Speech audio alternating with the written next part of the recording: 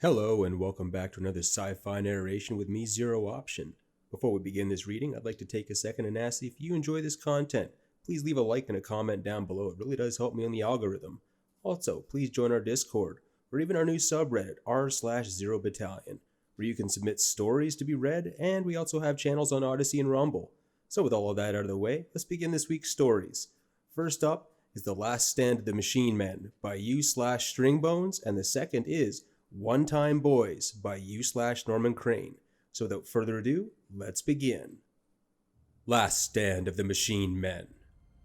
At the tail end of the Age of Expansion, the Oakmadager had faced little to no resistance from other life in its endless conquest. The once prideful Hurlet knelt willingly, becoming slaves rather than dying. The wise Jay-Gould abandoned their planets and fled beyond the edge of the galaxy, becoming nomadic tributes to Emperor Lacancan. The overconfident Yoru refused to bow. Lacancan led his army across the surface of the Yoru's only world, burning it to ash. The final civilization in that half of the galaxy was an isolated but large civilization. They were disparate, with many governments and cultures. To the best of Oakmadager knowledge, they were called humanity. Lacancan hailed the leader of the settlement closest to the edge of human space. Ambassador Gazim of Nogatha answered the transmission. Lacancan demanded his submission, or his annihilation. Gazim responded that Nogatha never bowed in the past, and that every one of the humans on Nogatha need not bow to any in the future. Lacancan laughed at the commune's bravery, as well as what he believed to be stupidity. Gazim disconnected with a warning. The machine men would not abide the Oakmadager. The Emperor simply laughed. Nothing could match the might of his species, his psionic might, or his will to fight. Lacancan's fleet approached the Nogatha system, tearing through the hyperlanes leading to it. 3 systems away, their fleet was intercepted by a transmission request. He answered and was greeted by the scarlet gaze of mechanical eyes. The visage was almost human in shape, but covered in steel, pipes and hydraulics, crimson lights. A deep, digital voice spoke before Lacancan could. The machinist told Lacancan to turn around and not to enter human space with violent intentions if they were ever to return. Lacancan laughed at this warning too, confident that this was posturing. When Lacancan and his fleet arrived at Nogatha, he expected another to greet him. The system was quiet. However, as were communications from Nogatha, Lacancan howled with laughter, remarking to his lieutenant that he knew the threats of the machine men were empty. He boarded a drop pod, as did his army. Upon landing, they were met with silence. Every home, every shop, every garrison was empty. They moved toward the capital of the planet, assuming the population condensed itself there in preparation. Lacancan called out to the skies, demanding that Gesimir come and face him, to have at least one chance to bow and drop his crown. His cry fell upon other ears, and the machine men came to face him. Millions of cloaking devices deactivated in an instant, and millions of guns rang out. Before Lacancan was the red-eyed machinist who threatened him before. Oakmadager forces were butchered around him, the machine men's rifles launching slugs through even the finest armor. Lacancan had never had defeat stare him in the eyes like this, and his blood boiled with excitement. He called to his men to stand down, and for the machinist to do the same. The machinist obliged the alien emperor, and asked if he would take his last opportunity to leave. Lacancan shook his head, drawing his colossal arc sword from his back. He pointed it toward the machinist, and asked if he would oblige him to a truly legendary fight. The machinist drew his superheated blade, and pointed it back at the emperor. The fight was close. Closer than any Lacancan had fought. Humans were fierce. This he realized when they destroyed half his landing forces in a minute. But the machinist was beyond even that. No, he was more like a monster from the old legends. Lacancan chuckled at the thought. He and the machinist were much the same in that way. Their blades struck each other repeatedly, causing sparks of flame and lightning to fire off in all directions, illuminating the midnight battlefield. Left, right, up, left, right, up. The clashing blades followed a dance-like pattern. The computers in the machinist's body allowed him to parry every attack with ease. Lacancan had to do something the prediction engines couldn't truly predict. He thought for a moment between the strikes and dodges, before coming up with a plan. He cleared his mind while the two circled each other in a break from clashing of blades. With an inhale, Can lunged forwards, his mind focused on his opponent's blade. The machinist prepared a counter, aligning the swords to each other. With an exhale, Can pushed his sword into the psionic plane.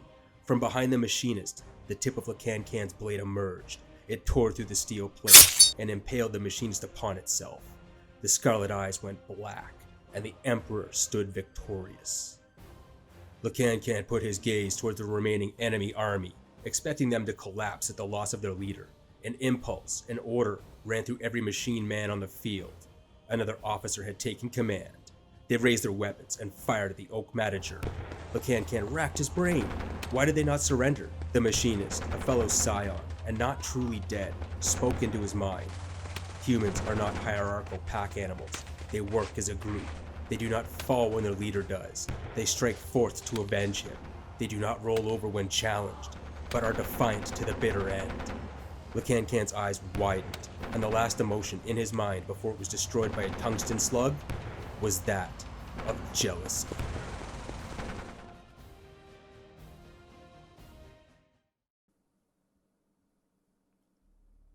The One-Time Boys. We called it Behemoth.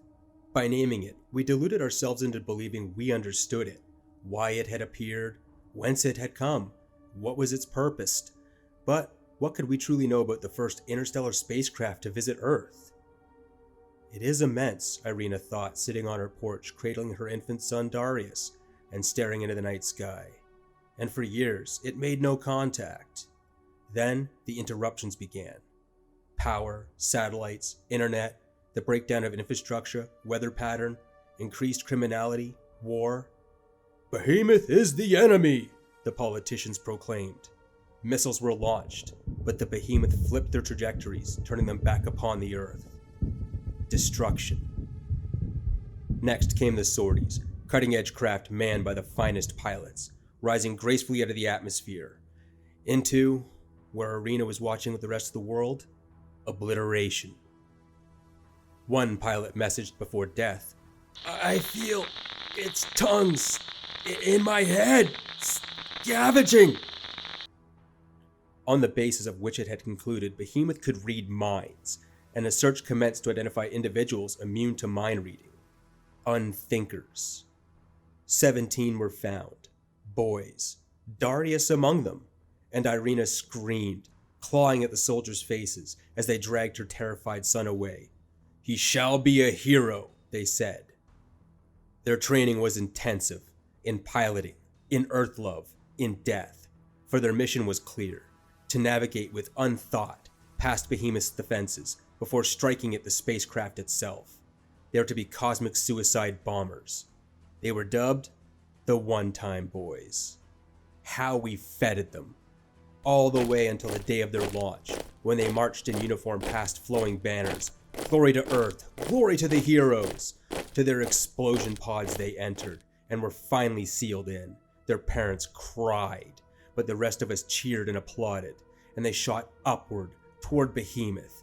In his pod, Darius focused on unthought, piloting by instinct, past where the first pilots had failed, feeling the tongues or tendrils, but granting them no attachment, his finger trembling above the detonator, getting closer and closer, Behemoth looming, rushing at him, and his finger descended.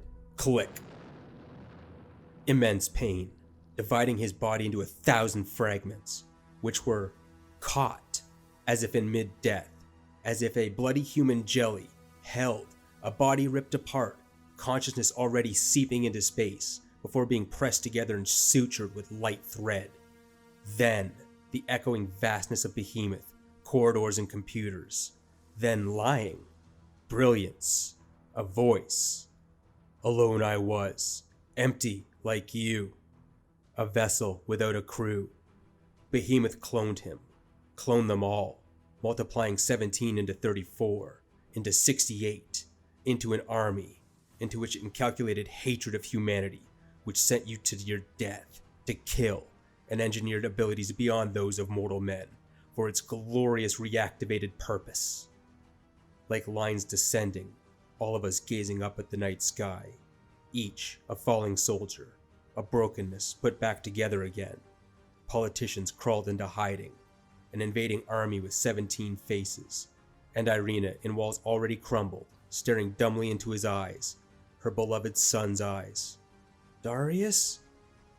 The boy soldier smiling as he decapitates her.